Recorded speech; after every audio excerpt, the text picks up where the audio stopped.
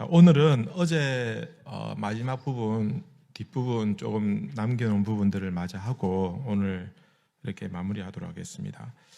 어제 예수님께서 뭐 이리저리 끌려다니면서 이제 재판을 받으시고 신문도 받으시고, 그죠? 그때 이제 겟세마네 동산에, 그죠? 이제 올라가시고 난 다음에 거기서 잡히시고 이제 신문을 받으시죠, 그죠? 자, 겟세마네 동산에 예수님께서 이제 올라가셨는데 그 PPT를 보시면 이렇습니다. 지금 현재의 이제 최근의 이스라엘 모습인데, 지금 여러분들이 보이시는 앞에 그 약간 낮은 계곡이 보이죠, 그죠? 그죠? 저기가 이제 기드론 골짜기입니다. 그리고 그 뒤에 건물이 좀 그럴듯한 건물이 있죠, 그죠? 거기가 그 위치가 겟세마네 동산 위치였고, 그 뒤쪽이 무슨 산이라고요? 감람산이다, 그죠? 이렇게 생각하시면 됩니다. 그 다음에 보시면은 10번째 보시면 예수님께서 이제 저곳에서 기도를 하십니다. 기도를 하시는데 예수님께서 어떻게 기도하셨는가에 대해서 누가복음 22장 44절에 보면 이렇게 기록하고 있어요. 여러분 자막을 보시면 같이 한번 읽어볼까요? 시작. 예수께서 힘쓰고 애써 더욱 간절히 기도하시니 땀이 땅에 떨어지는 핏방울 같이 되더라. 겟세마네라는 이 단어 자체가요, 어떤 뜻이냐면은 기름틀 이런 뜻을 가지고 있습니다. 겟세마네는 단어 자체가 기름틀이라는 뜻을 가지고 있는데, 기름을 어떤 방식으로 짜냐면 여러분 그 그림을 보시면은 저런 기름 짜는 그 도구입니다. 특별히 오른쪽 위에 있는 저 약간 노란무리한 저 색깔이 그림 있지 않습니까? 보이십니까? 그죠? 저기 보면은 그 나무가 있고 그 나무에 돌을 달아놨습니다. 그죠? 그리고 돌 반대편에는 거기에 올리브 열매 같은 거를 쪼개가지고 우리말로 빻아가지고 그걸 여러 겹으로 겹쳐서 저렇게 쌓아둡니다. 그리고 쌓아두고 난 다음에 아주 무거운 돌을 나무에 달아서 밑에서 잡아당기면은 저기에 짓눌려 가지고 이제 거기서 기름이 나오는 방식입니다. 그러니까 저런 방식으로 기름을 짜내었다라는 겁니다. 그 당시에는 그러니까 돌을 달아가지고, 그죠?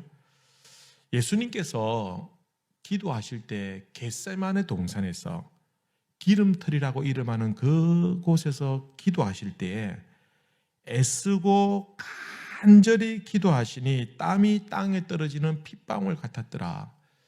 이 상황은 어떤 것이냐면요, 예수님께서 우리의 죄를 위해서 기도하시지 않습니까? 기도하시는데 그 다음 그림을 보시면 좀 어두컴컴하고 중간에 예수님께서 이제 기도하시고 저 불빛을 비추면서 이제 그 군병들이 예수님 잡으러 오고, 근데 곁에 제자들은 한가하게 잠을 자고 있고, 예수님께서 기도하시는데 그 앞에 그림을 이제 뭐 그려놨는데 이 그림이 마치 이제 예수님이 어떤 식으로 기도했는가라는 것을 이 겟세마네라는 그 단어, 그 틀을 가지고 보여주고 있는데, 예수님께서 마치 우리의 그 무거운 죄의 짐을 짊어지실 때에, 그죠?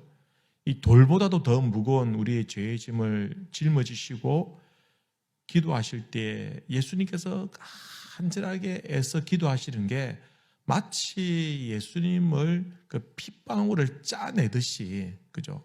그런 마음으로 예수님께서 기도하셨다라는 것입니다.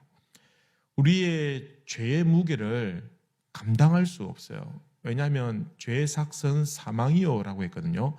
사망의 값 외에는 이 죄의 값을 치룰 수 있는 재간이 없는데, 그러니까 그 사망을 예수님께서 담당하시는 거예요. 예수님께서 십자가에 못 박혀 죽으심으로 예수님이 죽음으로 말미암아 그 죄의 문제를 해결해 주신다는 거예요. 근데 지금 이제 그 일을 위해서 마지막으로 기도하는 겁니다. 하나님, 내가 할 수만 있다면 이 잔을 마시지 않게 해주십시오. 하지만 아버지의 뜻대로 되기를 원합니다. 결국은 이렇게 해야 된다는 것을 누구보다도 예수님께서 잘 알고 계셨어요. 그래서 그 마지막 기도는 필사적이었고 간절하게 기도하는 그 예수님의 심정이 마치 그 무거운 돌을 얹어서 짓눌러서 기름이 짜 나오듯이 그 죄의 짐을 짊어지고 예수님께서 그 피를, 예수님의 피를 짜내듯이 그런 고통 가운데 예수님께서 우리를 위해서 기도해 주셨다라는 것입니다. 이렇게 하지 않으면 우리 죄의 문제가 해결이 되지 않는다라는 것입니다. 한편 베드로는 예수님께서 잡혀가실 때 베드로가 어디를 쫓아갑니까? 기억나십니까? 그 다음 그림을 보시면 저게 이제 그 베드로가 그 가야바의 집에 따라갑니다. 예수님이 잡혔잖아요, 그죠? 그래서 제일 먼저 안나스 가야바가 대제사장이니까 가야바의 집에 가서 신문을 받고 그 다음에 어디로 끌려갑니까? 성전에서 뭐가 열리죠? 공회가 열리죠, 그죠? 그거 끌려가는 거예요. 가야바에 먼저 갔어요. 가야바의 집에 끌려갔는데 그곳에 베드로가 따라왔어요. 멀찍이 따라왔어요. 따라와가지고 그곳에서 어린 종들이 당신 예수님의 제자 아니냐? 당신 갈릴리 사람이네. 말투 들어보니까 당신 예수와 같이 있는 거 내가 다 봤는데 뭐 이렇게 얘기하니까 베드로가 3번이나 부인을 합니다. 아유, 나 모른다 이러면 될 거 가지고 성경에 보니까 마가복음 14장 7절에 보니까 베드로가 뭐 하면서요?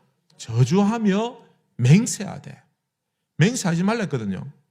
맹세하면서까지, 저주하면서까지 예수의 이름을 저주하고, 누굴 저주했겠어요? 예수님의 이름을 저주했죠. 그런 사형수 나 모른다. 그 사람은 죽어 마땅한 사람, 난 누군지 모르겠다 하면서 맹세하면서까지 부인을 하여. 그런데 너무 놀라운 것은요, 누가복음 22장에 볼 때 누가는 순전히 제 추측입니다. 누가는 의사였고 누가하고 전도여행을 갑니까? 나중에 전도여행 가잖아요. 누가복음 쓰고 또 사도행전 쓰고 누가하고 전도여행 갑니까? 바울하고 가죠. 그죠? 바울하고 가잖아요. 그죠? 그러니까 누가는 바울하고 가까워요. 그런데 바울은 베드로를 되게 싫어했거든요. 외식하는 자라고 막 베드로 외식하면서 뭐라 했는 적 있잖아요, 그죠? 아마 그 영향을 받지 않았을까 누가가. 그래서 다른 성경에는 그래 안 돼 있는데 누가가 이렇게 기록합니다. 누가복음 22장 61절에 자막 볼까요? 같이 한번 읽읍시다. 주께서 돌이켜 베드로를 보시니 베드로가 주의 말씀 곧 울기 전에 내가 3번 나를 부인하리라 하심이 생각나서 밖에 나가서 심히 통곡하니라. 여러분, 베드로의 가장 초라한 상황을, 그죠? 그의 인생에서 가장 초라한 상황을 보여주는 성경 구절이 저는 이 구절이라고 생각합니다. 주께서 돌이켜 보실 때에, 그죠? 그때 누구하고 눈이 마주쳤습니까? 베드로하고 눈이 마주쳤어요. 베드로하고 눈이 마주쳤어요. 그러니까 그 베드로가 그때 주님이 자기를 보니까 그때 주님의 말씀이 기억나서 밖에 나가서 통곡을 하면서 엉엉엉엉 울었다라는 것입니다. 여러분, 참 베드로가 처절하게 아마 그때 회개를 했을 것입니다. 여러분, 사람들이 그럴 때 나쁜 짓 하다가 눈 마주치면 어찌 됩니까? 굉장히 부끄럽고, 그죠? 창피하고 도망가고 싶죠, 그죠? 저도 전 나쁜 짓 하다 그런 건 아니고, 초등학교 때 그 산수 시간에, 그때는 산수라고 했죠. 산수 시간에 그때 주판 수업을 하는데, 그 주판이 있습니까? 우리 뭐 그런 것도 없거든요. 가난한 집에서 애들도 없는데, 그걸 이제 주판도 없는데 주판 수업을 해요. 그리고는 문제를 내가지고 못 맞추면 혼을 내는데, 야, 너 왜 못 맞춰서 혼내고 그냥 들이켜 보면 되는데, 선생님이 틀린 다 나오라는 거예요. 한 절반 정도가 나왔어요. 정말 어려운 문제라서 절반도 나왔는데, 저도 연서 문제는 다 풀은 잘 맞췄는데 하필이면 그 문제가 틀려가지고 나오래가지고 나갔는데, 이 선생님이 바지를 벗으라네. 참, 그때 좀 추웠거든요. 바지를 벗으라니까 선생님이 벗으라는 거 안 벗을 수 있습니까? 그 안에 좀 내복을 입었으니까 그래도 벗었어요. 벗는데 딱 벗는 순간에 제가 보니까 이 안쪽 허벅지에 바지가 이만큼 뜯어져 있는 거예요. 내복이 이만큼 쭉 뜯어져 있어요. 집에서 입으니까 뭐 엄마가 안 꾸며준 것 같아요. 뭐. 근데 그 꾸며진 걸 딱 보는 순간 부끄럽잖아요. 그죠? 근데 저도 모르고 눈을 딱 들었는데 그 앞에 있는 여학생하고 눈이 마주쳐가지고 좀 이쁜 애였거든요. 너무 창피한 거예요. 너무 창피하고. 진짜 창피해가지고 차라리 뚜디 맞았으면 뚜디 맞았지. 여학생하고 이게 창피한 게 눈이 맞으니까 너무 부끄러운 거예요. 너무 부끄러워. 학교를 가기 싫을 정도였는데 다행히 천만다행히 저희 집이 이사 가는 바람에 전학을 가버렸어요. 그래서 4학년 때 제가 한번 전학을 갔은 적이 있어요. 아직도 제가 웬만한 거 잘 잊어버리거든요. 제가 거의 뭐 금붕어 수준인데 전화번호 잘 잊어먹고 이름도 잊어먹고 뭐 얼굴도 헷갈리고 막 잘 그러는데 이건 평생 잊혀지도 안 잊혀지는 거예요. 이거 기억하려고 한 게 아니라 너무 그때 부끄럽고 창피하니까 잊을 수가 없는 거예요. 베드로가 그랬지 않을까? 베드로가 죽을 때까지 이 장면, 주님과 눈이 마주친 그 장면, 평소에는 예수님 따라다니면서 늘 예수님 쳐다보고 예수님 바라보고 예수님 자기 한 번만 더 봐주길 12명 중에서 나를 제일 많이 바라보길 그렇게 원했겠지만 그러나 정말 이 순간만큼은 정말 마주치지 않았으면 하는 그 눈길이 예수님과 자신이 마주치게 되었다라는 것입니다. 그리고는 나중에 통곡을 하고 그 다음에 나중에 이제 회개하고 돌이키게 되죠. 그러나 보면요, 그 다음 보시면은 이 베드로 지금 그 가면 베드로의 그 통곡을 기념한 통곡교회라고 있어요. 이름도 왜 이런 이름을 지었는지 베드로의 통곡교회가 있어요. 실제로 지금 현재. 근데 그 위치가 어디냐면 그 당시에 대제사장 가야바의 집 바로 밑에, 그래서 가까운 쪽에 이 통곡교회를 세워놓고, 그리고 통곡교회 꼭대기에 십자가가 있는데 십자가에 뭐가 달려있냐면은 닭이 닭이. 야, 참 사람들 잔인하죠. 그죠? 이렇게 하면서까지 그 사실을 고증해주고 잊지 말자는 겁니다. 베드로의 그 통곡과 그 눈물의 기도, 그죠? 그것을 잊지 말고 예수님을 부인하지 말자라는 그런 의미가 안 되겠냐라는 것입니다. 자, 그리고 오늘 이제 마지막 날 예수님께서 이제 고난을 받으십니다. 이제 금요일 예수님께서 순환을 당하시는 날, 그 순환의 날에 대해서 한번 살펴보도록 하겠습니다. 자, 그 다음 페이지 보시면은 저희가 이제 9일 동안의 그 여정 가운데서 오늘은 금요일 고난을 당하시고 십자가 못 박혀 죽으시는 그 내용을 다루고, 나머지는 이제 뭐 시간 관계상 다음에 또 기회가 있으면 그렇게 하도록 하겠습니다. 자, 그 다음 PPT 넘어가시면은 예수님께서 이제 공회에서 신문을 받으시고 그 다음에 어디로 갑니까? 빌라도에게 갑니다. 그죠? 자, 그 가는 상황 속에서 예수님께서 신문을 당할 때 죄명이 두 가지였어요. 첫 번째는 성전 모독죄였습니다. 예수님께서 뭐라고 하셨습니까? 내가 이것을 헐면은 사흘 만에 지을 것이다. 그거를 성전 모독죄로 엮어서 고발을 하였다라는 겁니다. 그러니까 실제로 예수님께서 그렇게 말씀하신 그 성전은 누구의 성전을 말하는 겁니까? 자기 자신. 예수님께서 십자가 못 박혀 죽으시지만 그러나 사흘 만에 다시 일으켜 세울 것이다 라는 그 의미의 말씀이셨습니다. 근데 이 유대인들이 이 제목을 가지고 예수님을 집요하게 신문했습니다. 그 나라에 제일 똑똑하다는 그 공의원들 다 모여가지고 예수님을 신문했어요. 근데 예수님이 1절 거기에 대해서 말씀 안 하셨어요. 대꾸도 안 하셨어요. 두 번째 제목이 뭐냐? 신성모독입니다. 신성모독. 신성모독은 뭐랄까요? 내가 하나님의 아들이다. 네가 평소에 그 얘기 하지 않았냐? 네가 정말 하나님의 아들이냐? 라고 물었어요. 그러면은 예수님께서 풀려나고 싶으면은 여기에 대꾸를 안 하면 됩니다. 나는 그런 적 없다. 지금 뭐 그 당시에 뭐 녹음기가 있는 것도 아니고 무슨 CCTV가 있는 것도 아니니까 알 수 없잖아요. 나는 그런 말 한 적 없다. 라고 버티면은 자기들끼리 이제 싸울 거예요. 자기들끼리, 공의원들끼리 뭐 했니, 말했니, 뭐 하면서 싸우다 나중에 흐지부지 해가지고 얼마든지 풀려날 수 있거든요. 근데 예수님이 네가 하나님의 아들이냐라고 하니까 그래, 나 맞다. 나 하나님의 아들 맞다. 이렇게 대답을 해버리는 거예요. 다른 거는 1절 대꾸도 안 합니다. 그런데 유독 이 말에만큼은 예수님께서 자신이 하나님의 아들이고 유대인 왕이라고 그렇게 증언하고 있다라는 것입니다. 그리고 그 다음에 어디로 끌려간다고요? 빌라도에게 끌려갑니다. 그죠? 자, 그 다음 그림 보시면 빌라도에 갔어요. 빌라도에 갔는데 빌라도에 딱 가보니까 빌라도가 원래는 여기에 안 살았어요. 지금 원래는 가이사라라는 그 항구 쪽에 별장을 같은 걸 지어놓고 거기서 뭐 편안하게 살고 있었어요.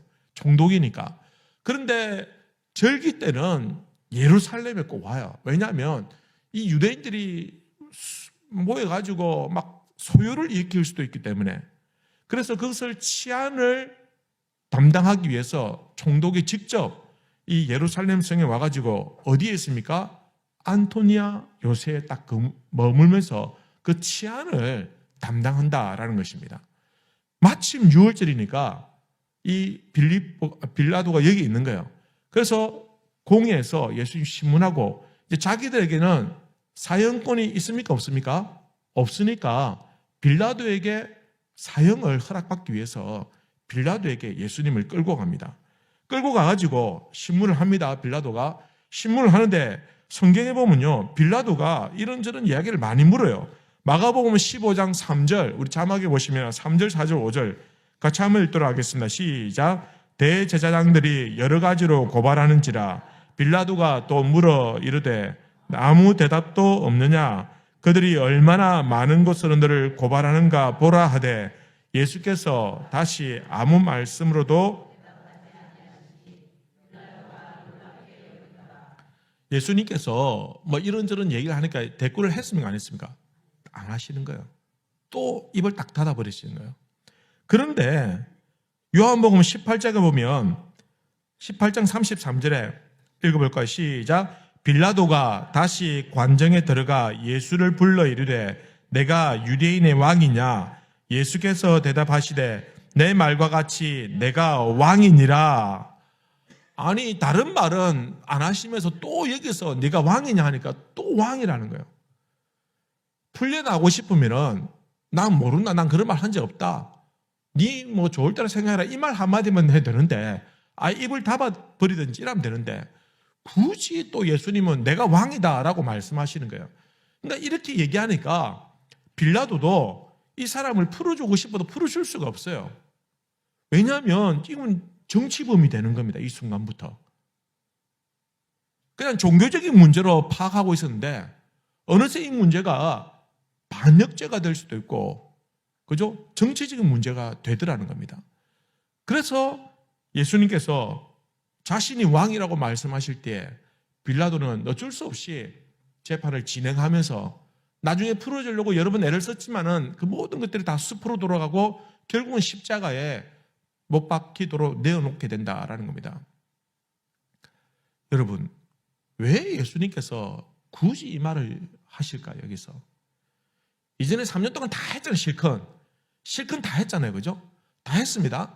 그 다음에 지금 자기 앞에 있는 사람은 누굽니까? 빌라도, 공회원들, 대제사장들, 바리새인들, 사두개인들 뭐라고 해도 믿을 사람, 안 믿을 사람? 안 믿을 사람들이에요. 이 사람들은 이미 마음이 완악해져 있기 때문에 절대로 안 믿을 사람들이에요. 안 믿을 사람들 앞에서 뭐 하려고 굳이 내가 왕이다라는 이야기를 인정도 안 해줄 건데 왜 굳이 하시느냐라는 겁니다. 만약에 안 했다 칩시다. 성경에 물으니 예수님께서 끝까지 아무 대답도 안 하시더라 라고 했다고 한다면, 아니면 예수님 좀 더 적극적으로 나는 아니다 라고 거짓말로 예수님이 아니라고 부인하셨더라 라고 성경이 기록되었다고 칩시다. 만약에 그럼 그 후대들이, 그 후손들이 이 성경 구절을 어떻게 이해할까요? 봐라, 예수님도 입 다물고 있네.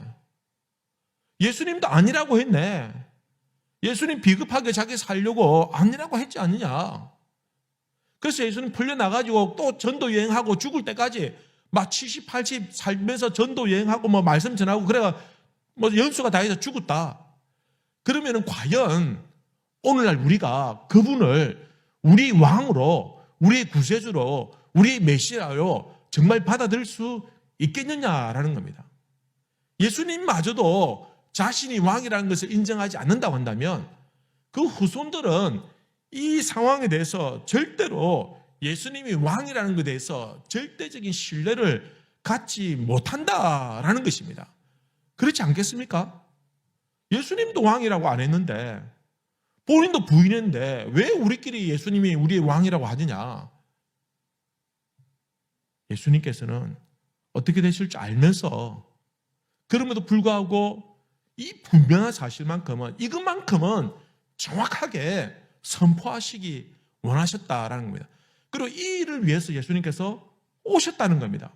예수님께서 이 일을 위해서 내가 너의 왕이다, 내가 너희를 구원할 자이다 라는 사실을 명확하게 선포하고 알리고 이 일을 통해서 구원받는 자들을 이루기 위해서 예수님께서 오셨으니 이 일에 절대로 부인할 수 없는 겁니다. 부인하면 자기 모순이 되는 겁니다.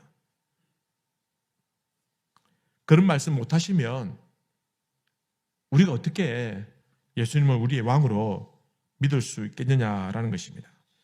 결국은 예수님께서 그렇게 하심으로 말미암아 십자가형을 받으시고 이제 십자가 골고다 언덕에 올라가시게 되었습니다. 그 재판을 했었던 그 빌라도의 그 안토니아 요새에서부터 골고다 언덕까지 올라가는 그 길을 비아 돌로로사라고 이렇게 합니다. 우리가 잘 아는 그런 말이죠, 그죠? 그 과정에서 예수님께서는 여러 차례 고문을 견디지 못해서 쓰러지시기도 하고 또 힘겹게 그리고 결국은 올라가셔서 십자가에 못 박혀 죽으시게 되었습니다. 비아 돌로로사라는 그 거리를 보면요, 그 다음 페이지 보면 예수님께서 재판을 받으시고 지금 저 사진은 지금 현재 이제 그 사진입니다. 거기 보면은 저 파란색 대문 있지 않습니까? 저쪽이 아마 그 안토니 요새의 입구였던 것으로 이렇게 알려져 있습니다. 예수님께서 그곳에서 재판을 받으시고 그리고는 어떻게 됩니까? 그 다음에 채찍에 맞으시고 그 다음에 면류관을 쓰시고 그 다음에 이제 골고다 언덕으로 올라가시게 됩니다. 그 다음 그림 보시면요, 올라가다가 이게 너무너무 많은 고문을 당하고 채찍에 맞아서 도저히 이 십자가를 혼자 질 수 없어서 그때에 예수님이 자꾸 쓰러지니까 로마 군인들이 그 옆에 지나가던 구레네 시몬을 붙잡아서 그를 강제 징용으로 끌고 와서는 예수님의 십자가를 대신 지게 만들었습니다. 그리고는 구레네가 그때부터 예수님의 십자가를 대신 지고 그 비아 돌로로사를 지나서 골고다 언덕으로 올라가게 되었다라는 것입니다. 여러분, 구레네 시몬이라고 되어 있습니다. 구레네 시몬. 구레네라는 말은 지명 이름이고 이름은 시몬입니다. 구레네는 리비아 그쪽 지역, 이제 아프리카 리비아 그쪽 지역인데 아마 이 구레네 시몬이 왜 그 리비아 살다가 왜 여기 와 있을까? 아마 디아스포라 유대인이었던 것 같아요. 그래서 그가 절기를 지키기 위해서 이곳에 왔는데 와가지고 막 사람들이 막 북적북적하고 난리가 난 거예요. 그래서 뭔가 싶어 보니까 십자가형이 진행되는데 그게 이제 쉽게 볼 수 있는 게 아니니까 그거 쳐다보다가 그 로마 군병은 눈이 마주치가지고 끌려가가지고 대신 십자가를 지게 되었다라는 겁니다. 진짜 재수없는 사람이에요, 그죠? 그렇지 않습니까, 그죠? 괜히 그 가가지고 좀 뒤에 가 있지, 아니면 로마 딱 쳐다보면 싹 눈 돌리든지 하지, 그냥 막 찍혀가지고. 그런데 너무 놀라운 것은 이 구레네 시몬이 예수님의 십자가를 대신 짐으로 말미암아 그의 가정이 구원받는 역사가 나타납니다. 그가 고향으로 절기를 마쳐 돌아갑니다. 돌아와서 자기가 경험한 이 놀라운 충격적인 사건을, 그러나 아마 십자가 밑에서 예수님이 십자가 못 박혀 죽으시면서 하셨던 말씀들과, 그리고 하늘이 어두워지고 땅이 흔들리고 지진이 일어나는 그 모든 상황들을 경험하였을 것이고, 그리고 그분이 메시아라는 사실을 비로소 깨닫게 되었을 것입니다. 그리고 그는 예수 믿는 사람이 되었습니다. 그리고 그의 아내와 그의 아들이 있었는데, 나중에 사도 바울이 전도 여행을 갈 때 로마서 13장에 보면은 시몬의 아내와 그의 아들 루포에게 문안하라라는 구절이 있어요. 이게 무슨 말이냐면은 그 구레네 시몬의 아내인 그 여인과 그의 아들인 루포에게 사도 바울이 문안하라. 그의 아내는, 그의 어머니는 나의 어머니다. 이렇게 표현하고 있는 거예요. 바울이 그 시몬의 아내가 자기 어머니라고 할 정도로 그 가정이 복음에 귀하게 쓰임받는 가정이었다. 루포도 마찬가지고요. 여러분, 억지로 지은 십자가인데, 재수 없이 걸려드는 십자가인데, 남들은 아이고 재수 없겠다 이라고 생각했지만, 그러나 그에게는 가장 영광스러운 체험이었고 가장 영화로운 축복된 십자가였습니다. 아마 시몬은 유월절을 지키기 위해서 정결규례를 지키고 왔겠죠, 그죠? 그러나 그런 유월절을 지키지 못했습니다.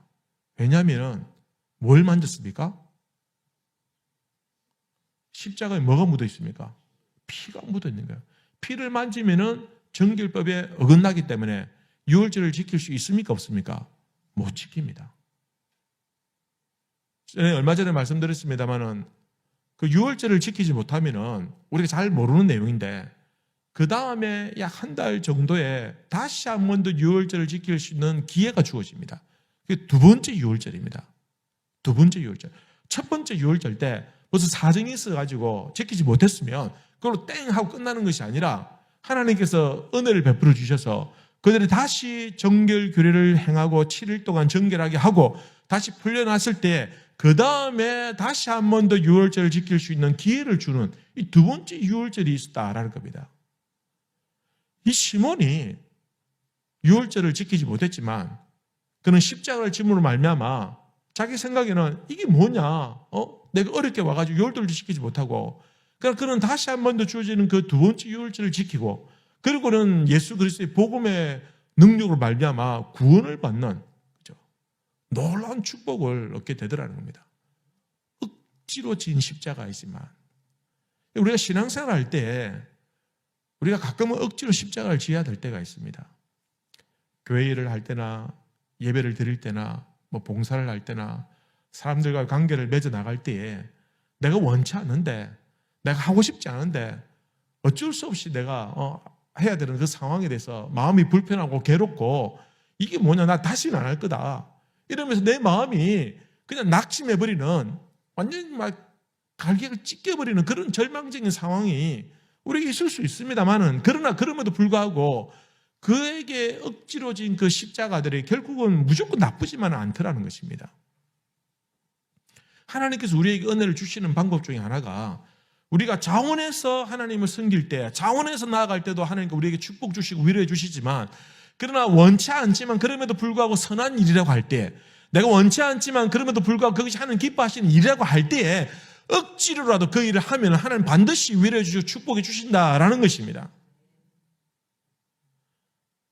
여러분, 우리가 억지로 지어야 될 십자가가 있다고 한다면 너무 그렇게 막 외면하고 버려두고 남들은 안 하는데 왜 내가 이 일을 해야 되냐라고 불평하지 말고, 혹시 압니까? 하나님께서 그 일을 통해서 나에게 더 놀라운 위로와 은혜를 주실 수 있을지 알 수 없잖아요, 그죠?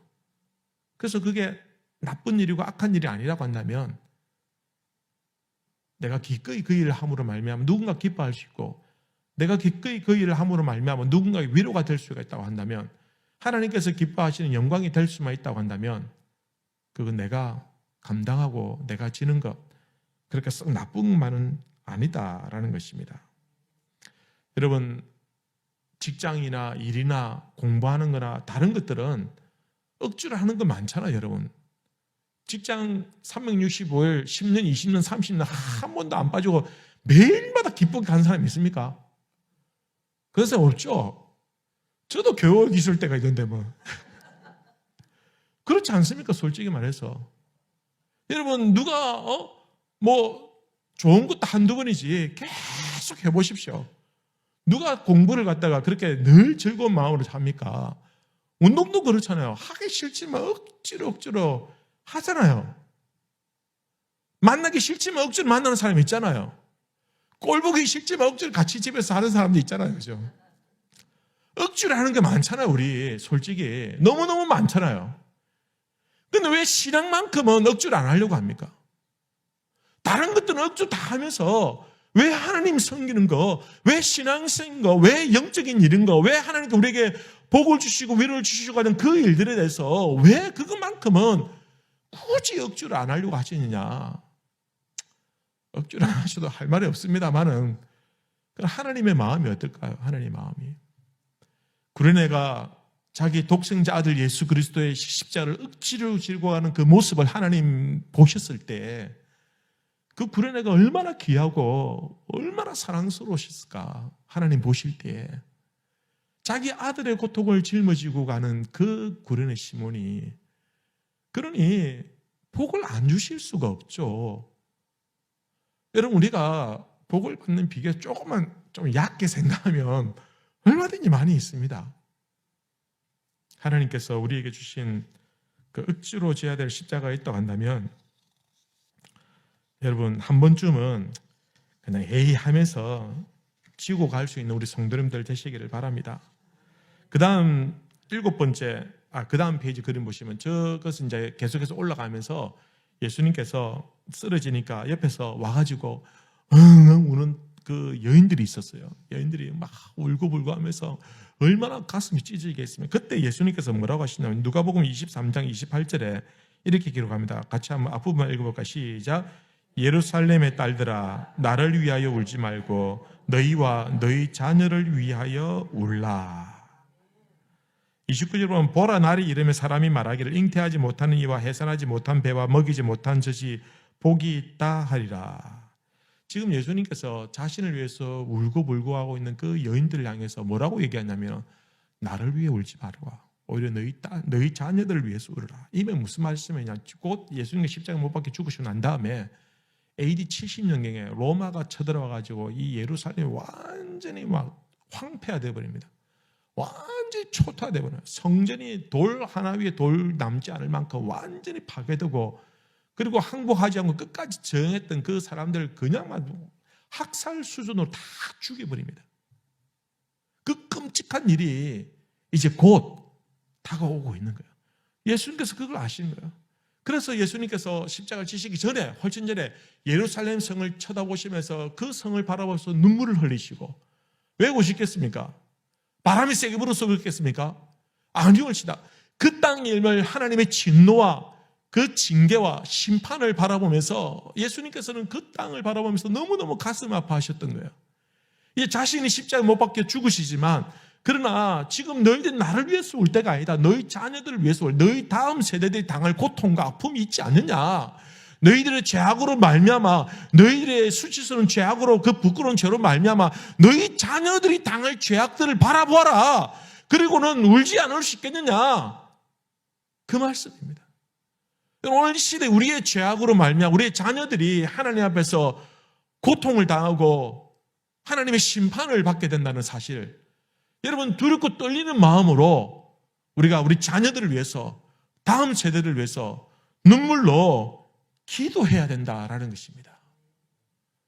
지금 잘 먹고 잘 산다고 평안하다 안심하지 마십시오. 여러분, 북이스라엘이 아무 전쟁도 없고 나라가 강성하고 부유하게 될 때 온 백성들이 괜찮다 우리 잘하고 있다 하지만, 그러나 선지자를 통해서 너희들을 향한 하나님의 진노의 심판이 임할 것이다 라고 했을 때 아무도 무서워하지 않고 아무도 두려워하지 않고 다 코웃음 짓지만 결국은 그 땅이 무너지고 황폐화되고 전쟁으로 말미암아 포로로 잡혀가고 죽임을 당하고 그 다음 세대 자녀들이 잉태하지 못한 자와 같이 해산하지 못한 자와 같이 그런 고통을 당하는 것, 그것을 내다보시면서 예수님께서는 너희 자녀를 위해서 울라. 여러분, 우리가 지금 우리 자녀들 위해서 눈물을 흘려야 될 때입니다. 특별히 우리 자녀들이 환난을 당하고 고통을 당하고 어려움을 당하겠지만, 그러나 그들의 영혼이 구원을 받을 수만 있다고 한다면 최악의 상황은 아니더라는 것이죠. 구원받지도 못하고 환난의 날을 당하면 어떻게 하시겠습니까? 그때는 어떻게 되겠습니까? 그러니 나중에 어찌 되겠지, 그게 아니라 지금 당장 우리 자녀들이 하나님 앞에서 적어도 구원의 영생의 축복을 누릴 수 있도록, 그것만큼 우리가 정말 자녀를 위해서 책임지고 눈물을 흘리면서 그 일들을 이루어 주어야 되지 않느냐라는 것입니다. 예수님께서는 이제는 그분의 옷이 군병들에게 제비 뽑혀서 다 나눠지고 이제는 마지막 십자가를 지시게 되셨습니다.